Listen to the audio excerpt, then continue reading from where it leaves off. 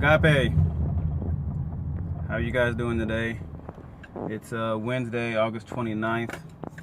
I have kind of a somber but very important message to relate to the church, and I didn't want to do it through the texting app, and I didn't necessarily want to do it on a Sunday, and not enough attendance is there for Wednesday, so I figure I would do it here, where I would hope that the majority of our membership would look at the video and kind of get an idea of the seriousness of it. It took me a while to put these into words and thoughts, to gather my thoughts. But today, being Wednesday, I feel comfortable enough expressing this to you, having prayed over it and about it for some days. Spoke to a few other pastors about it for some days, and as I drive, driving is kind of one of my places I feel comfortable.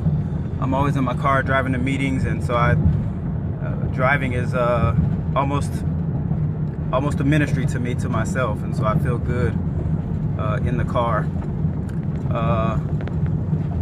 Get across the street, lady. All right. Anyway, excuse me.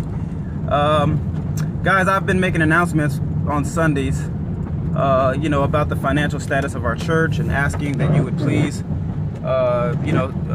put in some extra support. If you're not supporting the church, it's very important that you do support the church. And if you are supporting the church and can do more, I've tried my best to convey the importance of doing more, if you can do more. And that has largely been ineffective. Our offerings have not really gone up very much, and in fact, this past Sunday's offering was $234, which is not good by any stretch of the imagination. God can do anything He wants to do. He can take 2 fish and 5 loaves and multiply them. He can take $234 and multiply it. However, God also requires us to give Him our best. And so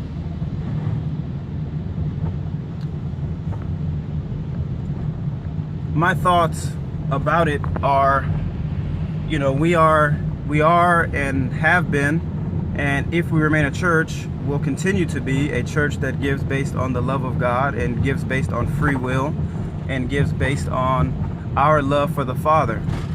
But also that leaves me with questions. Does $234 reflect the love that we have for God? Not only that, does it reflect the love that you have for me as your pastor? Paul struggled with this, as do I struggle with this, because Paul, for you Bible readers, you'll know exactly where this is. Paul struggled because Paul worked so much in the Spirit, and toiled in prayer for the people who he was spiritually guiding and spiritually leading. And Paul said, it's only right that if I do so much struggle for you in the Spirit, that you reflect that in your material giving. And the fact that the church wasn't supporting him and the ministry, it caused Paul to go into a struggle. And I'm in the same struggle. Am I not effective in your life? Do you even regard me as your pastor? I'm really asking that, because I know for some of you, maybe I'm just Paris, but you need to understand something. I'm more than that. I'm worth more than that. And I'm beginning to come into that place where God is showing me that I am a pastor, and I am your pastor. And if I am your pastor, is what you're doing in the church proving your love for me? Is it proving your love for God, more importantly? I've come to you several times asking for your help. I've had ministers come in and preach and have conveyed to you the importance of standing up and helping. And many people signed papers, and yet nothing has really happened. And I asked the question, for us to be a church that shows the love of God, Is what's happening right now in our church reflective of your love for God and your love for me, your pastor? I love the fact that I'm so close to most of you. In fact, probably all of you. But I don't want you to lose sight that I'm your pastor. I'm fine with you and anyone calling me Paris, but I'm not just Paris. And I feel as though, and I'm just being honest with you, I feel like as family I can share with you my heart. Because here's the bottom line. Here's the bottom line of it all. We can't survive on $234. Can't do it. And the issue of the matter is, if that's all that we can do, then so be it. If we've given our best, God will take it and multiply it. But if that's not our best, and I do not believe it is, then we need to do something about that beyond words.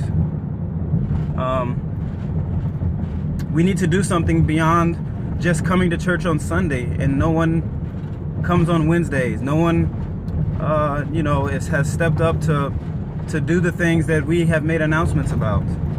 Helping to clean and helping with certain things that we've made announcements about.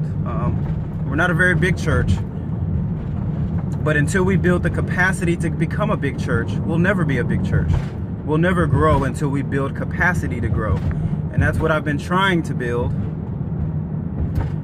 But for whatever reason, it has been difficult.